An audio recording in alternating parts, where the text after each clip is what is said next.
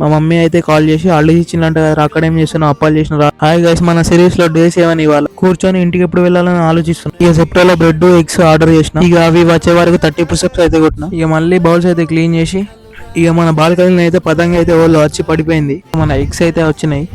ఇక మంచిగా bread omelette వేసుకొని బనానా తోటి ఇక గట్టి ఇచ్చేసిన బ్రెడ్ ఆమ్లెట్ అయితే. ఇవాళ సండే అని మార్నింగ్ వెళ్ళిపోయిన జిమ్. ఇక ఇవాళ జిమ్ అయితే మొత్తం ఖాళీగా ఉండే. మనం అయితే మంచిగా వేసేసినాం. నిన్న వేసిన షోల్డర్ వేరియంట్లో మళ్ళీ చేసేసినాం.